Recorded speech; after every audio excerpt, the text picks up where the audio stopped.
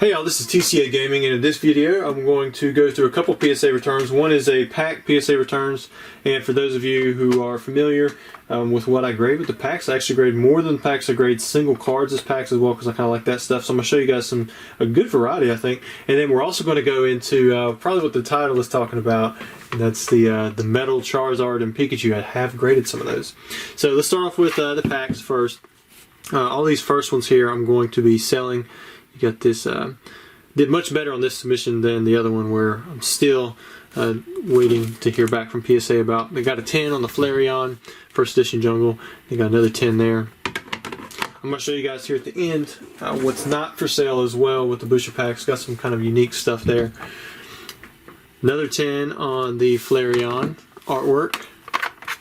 Two more 10s on the Flareon artwork. Did much better. This is kind of what I normally get, what I've gotten in the past from PSA for box fresh booster packs. We go with the Wigglytuff. Pulled a 9 on one of those. It does look a little slanted there, a little more slanted anyways. Got a 10 on this Wigglytuff, a couple more 10s. Now, it was ironic, they upcharged all of these beyond the $4.99 level, which to me seemed kind of odd because there's actually been several packs like these in the $300 and $400 range recently, and that's on eBay. So I mean, that's not even what you clear. So I kind of found it odd that they would upcharge me an additional $30 on every one of the 10s for Jungle and Fossil that I got. It ended up being like over $2,000 in upcharges. But there's several things that have, kind of went through the system before. Got Scythers, Gem Mint 10s. Plenty of those. This is the most redundant part of the video.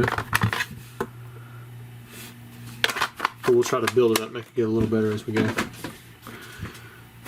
And a Scyther. Because there was some stuff I didn't do as well on. I got some Pop Series packs. This is what I thought was pretty cool. I sent off a bunch of these to be graded. This one pulled the 9. Pop Series 1.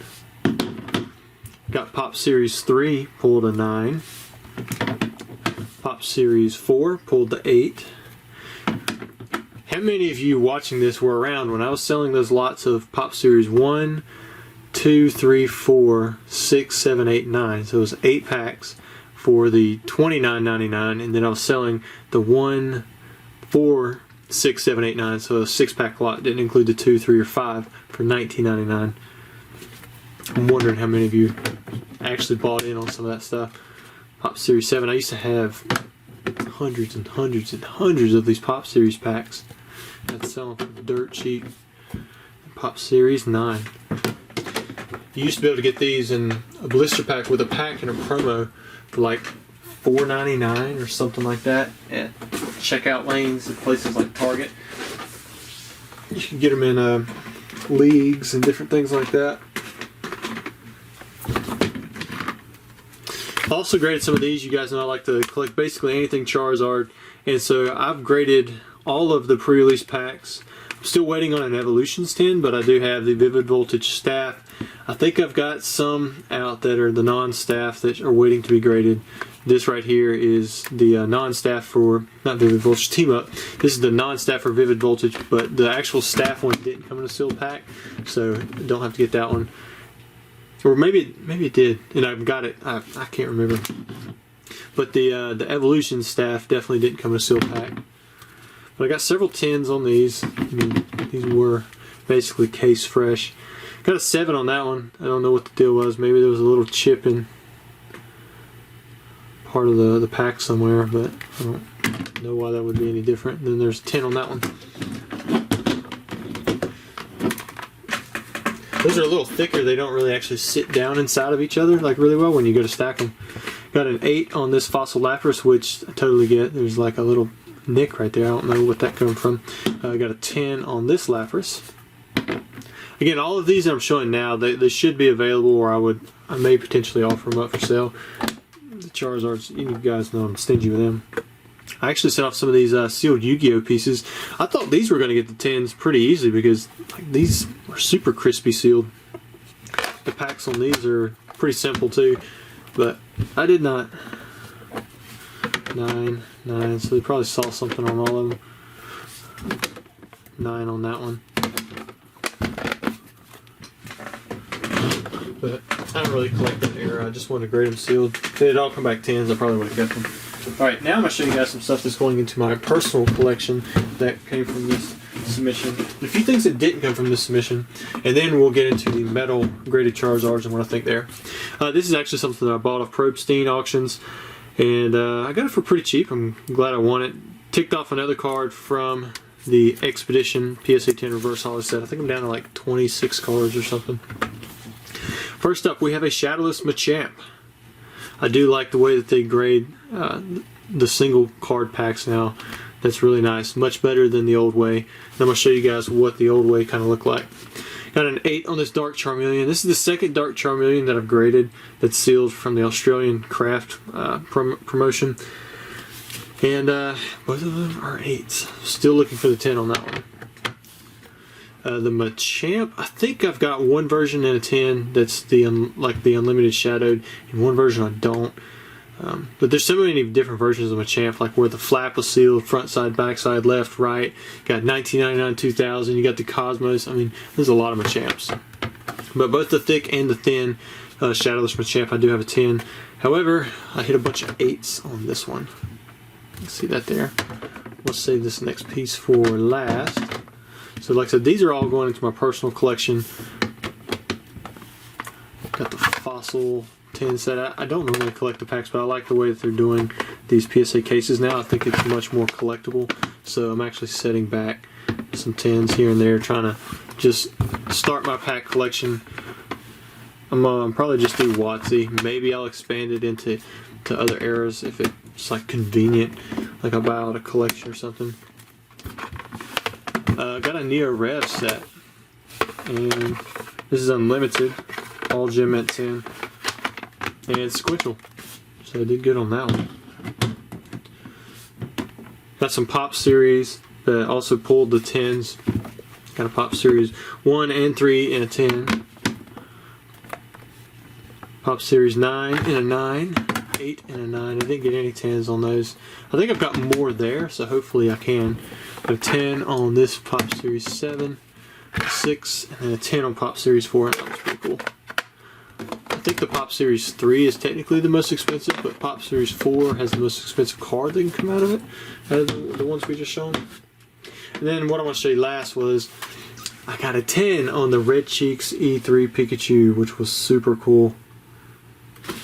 I really like it, and I've actually got more of these. I sold a couple last year, but this is one of the cards that I was collecting for the longest time because I thought it was so underrated. But you can see I've got 3 already graded, but it's in that, you know, like the case just really isn't that great. So I may get these regraded because this is much better, much thicker, sturdier. It's, you know, it's centered well. I like it. You know, I really like this one compared to this one. Although the print isn't as bold. So I may get these 3 re-slabbed. I'm going to see how much that's going to cost, and if it ain't too bad, I'll probably do that. I may do it with a lot of my other promos and different things that I have. I've got a lot that I've graded over the years. Alright, now for the metal cards. So I'm going to show you first the Pikachus. They did a little better than I expected. Still didn't get anything crazy. But so there's the Pikachu, pulled an 8. We got a 9, a 9, and an 8. So we got 2 8s, 2 9s. And what I've determined with this express submission is, well, we won't go there just yet. I think they do factor in the little defects that are on the back, but like I think it just keeps it from a 10. I don't think it actually knocks it automatically down to a 4 or a 5 because they're seeing it on all of them. But what I've truly determined is that the people that put these sleeves on the PSA cases, they do not know how to do them, because every single one that I get is like smacked down. I mean, it's just so wrinkled at the top. I mean, it's really simple to be able to take one of these sleeves and just pull it down nice and smooth.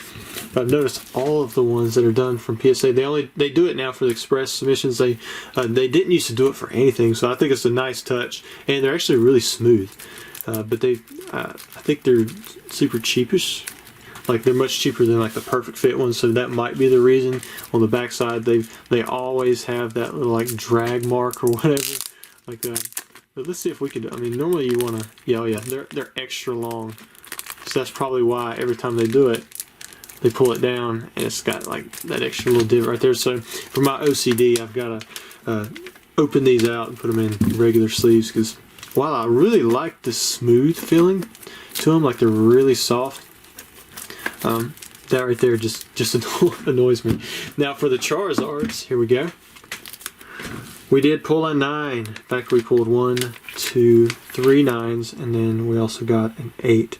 And these are pretty cool. A lot of people have been asking, do they move around? This one doesn't, but let's see. Yeah, this one does. So I'm not sure why some of them move around and some of them do not. Maybe it's just the way it was fit. That one definitely does, and this one not. Yeah, and I'm shaking pretty dang hard. Yes, it's not stuck in anything that I can tell. Yeah, I don't, that one definitely is not moving, but this one definitely is. That one's not. That one's not. So for some reason this one is moving. Oh, maybe there's a sleeve or something? No, I don't see any sleeves on it. Now I want to look at these 9s just a little closer for you guys. One of these, I think it was the second one, I believe, was going to, maybe it was the second or third one that I thought had a shot at a 10. Alright, so let's look at this first one. Yeah, so like this one obviously has one of those ding marks. I mean, this one's pretty pronounced, but it still pulled the 9. The second one, yeah, this one has a ding mark too, right there. Still pulled the 9. I don't recall this one having one. Let me see. See if you guys see something. I thought that was it, but it's not. Maybe that is right there. Look at that. Yeah, in fact, you can feel it through the case. Wow. Maybe it's just on the case. Well, that looks like it's on the card, don't it? So maybe the factory marks, they did not. Maybe it just keeps it from the 10. Oh, let's never go back in there. Very sticky. I don't have any of the thin ones up here, so I'll just have to re-sleeve this one. Now let's look at the 8, see if there's anything on it. One good thing that I have noticed is I haven't seen any like obvious thumbprints where, you know, they pull the card out and just stuck their hand on these cards, because the thumbprints are pretty pronounced. Yeah, ironically enough, are you guys seeing one? Alright, that's the case. Here, let's just go ahead and take this off. I'm going to take it off anyways. This is the 8.